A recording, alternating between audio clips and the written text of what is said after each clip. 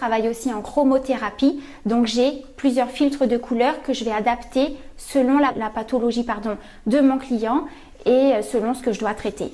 Donc il y a une couleur en fait pour chaque pathologie, comment ça se passe? Alors une couleur peut servir à plus. On peut avoir une couleur pour 15, 20, 30 pathologies. Je vais utiliser une couleur par exemple pour traiter de l'acné, parce qu'on va traiter aussi en thérapie complémentaire tous les problèmes de peau.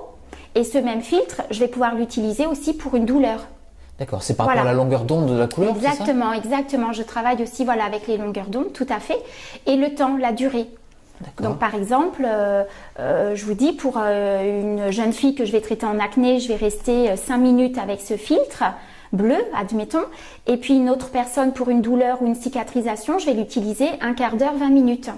Ça dépend de l'état du problème à traiter, j'ai envie de vous dire. Personnellement, je commence mes soins par beaucoup de détente. Et les gens commencent à relâcher. On arrive à faire relâcher le mental. Et du coup, on a accès à des vraies lésions, aux priorités. Et c'est là-dessus que c'est le crâne qui va me dire il faut commencer par ça, il faut commencer par ça. Alors comment le crâne? En touchant le crâne par différents points? Voilà. Os par os, en fait, c'est les os que j'écoute. Le mouvement des os propres. Vous écoutez, expliquez un petit peu. Comment vous écoutez? Alors, je crois qu'il y a d'autres... Dans les arts martiaux, on utilise ce genre de terme aussi. Écouter pour ressentir, en fait. Ouais. C'est-à-dire que je vais rentrer, d'une certaine manière, en connexion avec l'autre. Ma démarche mentale, moi, c'est qu'est-ce que tu veux me dire? Voilà. Qu'est-ce qui se passe? Je visualise l'os en question et j'attends qu'il me dise... voilà, il y en a un, il va me dire... Je bouge que comme ça, je bouge que comme ça, et je vais lui proposer de faire ça. Ah bah oui, c'est cool, voilà, il va le faire. C'est aussi simple que ça. C'est très fluide comme mouvement, comme sensation aussi. Ouais. Mais comment vous l'entendez? Parce que vous êtes guidé, vous avez du magnétisme dans les mains et vous sentez de la chaleur à certains endroits qui fait que vous appuyez sur tel ou tel endroit. Quels sont les principes de l'Ayurveda? Qui va pouvoir m'expliquer tout ça? Yes, the main motive of us coming to this show, having a conversation with you, Philip, was to make the people of Corsica and France know that what is Ayurveda. Expliquez-nous. Yes. I should start first with the word Ayurveda. The word Ayurveda is a word of Sanskrit language that belonged to India, and it has been the oldest language in the history of the human beings.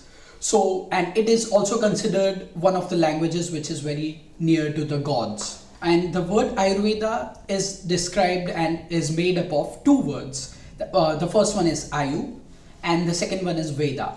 The word Ayu means life and the word Veda means science. So basically Ayurveda means the life or the science of life. So Ayurveda is all about the science of life. How should a human being live his life?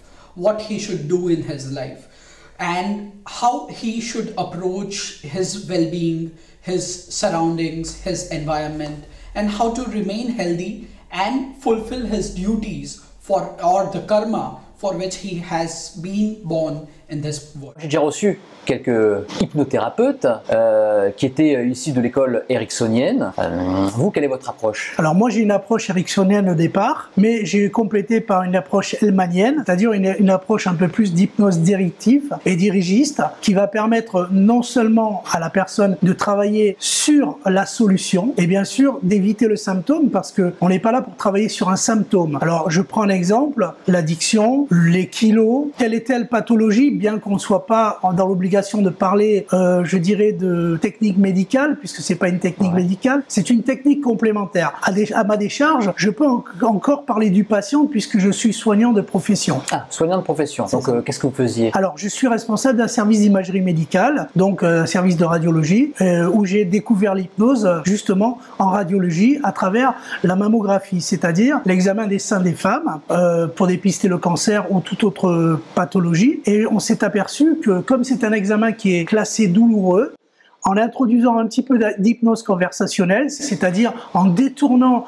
le sujet patient de l'attention de l'examen, il arrivait justement à ne moins souffrir, donc à passer cet examen avec plus de, je dirais, de facilité. Namasté. Namasté. et merci d'avoir accepté de revenir vous faire interviewer. Merci de m'accueillir et me donner l'opportunité de parler de cette magnifique science et énergie du Vastu. Alors racontez-nous, qu'est-ce que le Vastu Shastra? Alors, le Vastu Shastra, d'abord c'est une science, la science de la manifestation de l'énergie dans la matière. C'est une science qui est à la fois universelle, mais dont l'origine, c'est effectivement l'Inde. Elle a des origines très très très anciennes, puisque antérieures aux Védas, qui sont déjà des textes millénaires, et on a pu situer maintenant à moins 12 500 ans les premiers textes, les premiers écrits sur des feuilles de palmier et en vieux tamoul antérieur au sanskrit.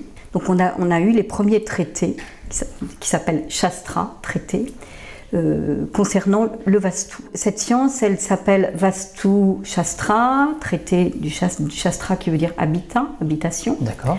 Ou Vidya, Shastra Vidya, la connaissance sur l'habitation et l'énergie de l'habitation. Mais maintenant, en Inde, il y a un mouvement, on a tendance à l'appeler science mayonique, puisque là-bas, comme ici, il y a une espèce de petite habitude de mélanger des choses, la géobiologie, le feng shui, le vastu, et donc on ne sait plus ce qu'on appelle vastu. D'accord. Donc on revient à l'origine, qui est Mahamuni Maya, qui est la personne qui a écrit le Pranava Veda, qui est un commentaire sur le Vastu Shastra. Et la personne ne savait pas, n'avait pas conscience qu'elle était capable du plus comme ça. Parce que peut-être qu'elle a entendu, t'es pas capable, t'y arriveras jamais, t'es nul, t'es moche, t'es gros. Et ça, je combats ça. C'est quoi? C'est une reprogrammation du cerveau? C'est un entraînement. Un entraînement? Oui, on n'est pas des gourous. C'est quoi? Avec des affirmations, je suis beau, je suis le plus fort? Alors non, ce sont des exercices très sérieux. Hein. Il y a quand même la programmation. La programmation neurolinguistique. Ce sont des outils. Il y a l'énéagramme, il y a l'hypnose. Donc je ne vais pas vous faire. L'hypnose, vous l'utilisez aussi pour des problèmes de couple? Vous savez, lorsque l'on parle. Lorsque je m'adresse à vous, là, Philippe, je vous regarde dans les yeux. Vous m'hypnotisez? J'ai imposé de voix. Je demande votre attention et j'ai votre attention, je le sens. Je ne sais pas si vous le sentez, si ça se véhicule à travers ce que je suis. J'écoute ce que vous dites en tout cas. Voilà, tout à fait. Donc, il est important pour moi, de ne pas exclure l'hypnose. Donc là, je me réveille après l'opération, plus de bras, et là, bon, je me pose plein de questions. Je pense à tout ce que je ne pouvais plus faire. Donc je me suis dit, bon, le judo, c'est fini, la pêche, c'est fini. Donc au début, ça n'a pas été évident, parce que j'étais concentré sur tout ce que je ne pouvais pas faire. Et après, au fur et à mesure que le temps a passé, j'ai raisonné différemment, et déjà, j'ai commencé à me remettre au sport. D'accord. Qui a été très bénéfique pour moi. Déjà, c'est le sport qui m'a permis de rester en vie, parce que je pense que l'électrisation que j'ai subie, c'est parce que je faisais du sport que je suis pas mort, quoi, hein, que mon cœur a pu résister. Donc après, je me suis remis à faire du sport, et puis après, j'ai raisonné totalement différemment, et j'ai pensé à ce que je pouvais faire. Je me suis dit, tiens, tu ne peux pas faire ça, mais tu peux faire ça, tu peux faire ça, tu peux faire ça. Et je me suis aperçu que finalement, je pouvais faire plein de choses, et que malgré mon handicap, je pouvais faire beaucoup de choses. Et puis c'est venu comme ça. Alors qu'est-ce que c'est la naturopathie en général? Je dirais que la naturopathie, c'est plutôt... Quelle est la philosophie de la naturopathie? La philosophie, c'est d'abord de ne pas nuire au corps et de rester le plus naturel possible. Après, on n'est pas des intégristes. D'accord. S'il faut d'autres thérapies, l'allothérapie, on le fait, quoi. Voilà, mais dès qu'on peut, ça va être la phytothérapie. Alors qu'est-ce que vous utilisez?